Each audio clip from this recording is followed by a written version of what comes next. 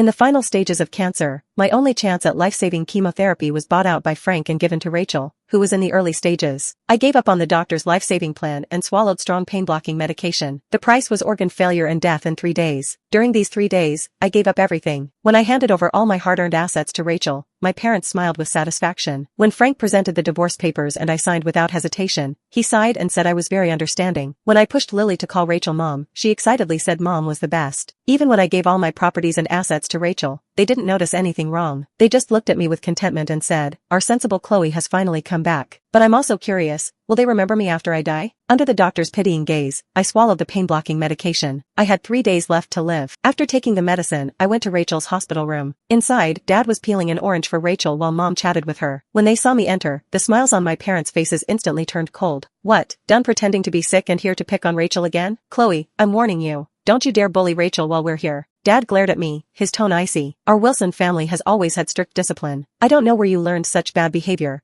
Being jealous of Rachel and even trying to steal her treatment opportunity, Mom scolded, pointing at me. "If I had known, I never should have given birth to you." In a corner hidden from my parents' view, Rachel smiled at me, her eyes full of provocation. I lowered my gaze. I had heard these words from my parents countless times before. In the past, I would have argued with them and exposed Rachel's true nature in front of everyone, even though my parents never believed a word I said. But now I was tired, too exhausted to fight anymore. "Well, it's good you're here. I have something to discuss with you," Dad spoke up. I smiled faintly. "Dad, I have something to tell you too. Doesn't Rachel want my store business and company? I've thought it over, she can have it all." Dad was stunned for a moment. Mom also looked at me in surprise. "How did you know I was going to talk to you about this today? You agree?" I forced a smile. No wonder they were shocked and kept confirming. Rachel had wanted my hard-earned businesses for a long time. My parents had said all kinds of things, good and bad, trying to get me to hand over my life's work to Rachel. But I had always refused. Now that I was dying anyway, these things meant nothing to me. Seeing I looked serious, Mom finally smiled in relief and stepped forward to pat my head. "You've finally come to your senses. Rachel has always been more talented than you, even when you were in school. Although she's sick now, her financial management skills are better than yours," Mom said. "We'll feel much more at ease if you let her take over your stores and company." I forced another smile and handed the transfer documents to Rachel. After seeing Rachel sign, my parents happily held my hands, calling me a good child over and over. I felt a hint of bitter irony in my heart. How laughable, only when I gave in to Rachel would Mom smile at me. But I was also curious, if Mom discovered Rachel's true nature after I died, would she and Dad regret it? That evening, I returned home to find my husband Frank and daughter Lily cooking in the kitchen. Perhaps because of my late-stage cancer, I closed the door softly. The father-daughter pair seemed not to notice, laughing as they cooked together. Frank turned around with a plate of food and saw me. His smile froze for a moment before returning to normal. "Chloe, when did you get back? I didn't hear you come in." I silently looked at the dish in Frank's hands, stir-fried vegetables, Rachel's favorite. The presentation rivaled that of a professional chef. How ironic. I was about to die, and only now did I learn that Frank, my husband of 5 years, could cook. In the past, he always complained about my cooking. Under Frank's influence, Lily gradually started criticizing me too. I had worked so hard for this family, but in the end, I didn't earn an ounce of respect. In the past, I might have started screaming hysterically by now, but now I just calmly walked past them and sat on the couch, sorting through the things in my bag. Seeing my silence, Frank hesitated for a moment. He put the dish on the table and walked over. "Chloe, there's something I want to discuss with you today." Frank rubbed his nose awkwardly, hesitating before continuing. "It's about your sister Rachel." My heart sank. A bad feeling suddenly washed over me. Frank's next words left me stunned. "After Rachel finishes her cancer treatment, she's been feeling very depressed. So your parents suggested I marry Rachel to cheer her up." My ears were ringing. It took a long time before I found my voice again. "So, you agreed?" Frank sighed. "Chloe, even though Rachel isn't your biological sister, she's still family after your parents adopted her. It's just to cheer her up. Once Rachel is discharged, I'll still be your husband and Lily's father." Before I could speak, Lily chimed in. "That's right, Mom. Aunt Rachel has been so sad lately. You need to understand." I silently looked at the father and daughter in front of me. This was the man I had loved for years. This was the child I had raised with such difficulty. I had never done anything wrong. I had given my all to my family, husband, and child. I could face them with a clear conscience. In the end, this was how they repaid me, with betrayal. But it didn't matter now. If Rachel wanted everything, I would give it all to her. I didn't want any of it anymore. I raised my head to look at Frank. "All right, I agree." Frank's eyes flashed with surprise. "Really?" He quickly took out divorce papers from a drawer and placed them on the table. I smirked inwardly. "Oh Frank, you can't even bother to hide your impatience?" I picked up the pen and quickly signed my name. After signing, Frank's face was full of relief. His expression was solemn yet affectionate. "Chloe, once Rachel is discharged, we'll remarry. Don't worry, I'll never let you down." Frank finished speaking and signed the divorce papers as well. After signing, he looked at me and sighed. "Chloe, you've become much more sensible than before. I've made mistakes in the past too. I was wrong. After Rachel gets better, I'll never let you worry about anything again." That's right, Mom. Lily chimed in like a little adult. Mom is so good to Aunt Rachel. I'm proud of you. Looking at them, my heart turned to ashes. Before this, I had held out one last shred of hope for Frank and Lily. But now, forget it. I had no expectations left, except for death. I stood up, intending to go back to my room to rest. A wave of intense dizziness hit me. I couldn't help but faint. In the last moment before everything went black, I saw Frank's worried face. I was jolted awake by a wave of cold. When I opened my eyes, I was surprised to find myself still lying on the floor. Frank and Lily were looking at me with disappointed expressions. Dad, I told you Mom was faking again. Lily said, Mom, can you stop being so childish? You're really holding us up from going to visit Aunt Rachel at the hospital. Faking? Frank also spoke up with disappointment. Chloe, can you stop making a scene? I already told you, even though we're divorced, you're still the one I love. There's no need to use such childish tricks to test me. After hearing Frank's words, I finally understood. The pain-blocking medication I had taken would suppress all symptoms for these 3 days. During this time, I would look like a normal, healthy person, but the side effects were severe. After 3 days, I would die from organ failure. It seemed the medication was working quite well. I forced myself to stand up. It's probably just low blood sugar. I'm fine. I'll go to the hospital with you. There are some transfer documents Rachel still needs to sign. Frank nodded. There was no surprise on his face. My parents must have told him in advance. At the hospital, Rachel was watching TV in her room. Chloe, you're here. Rachel's face was still very pale, but her spirits seemed much better. However, I didn't miss the smugness and arrogance in her eyes. Chloe, thank you for trusting me to manage your businesses. Don't worry, I won't let you down. That's right, Chloe. With Rachel managing your stores and company, you can stay home and collect dividends every day. How nice, Mom said with a smile. I took out the remaining documents from my bag. In that case, I'll let her manage all my assets too.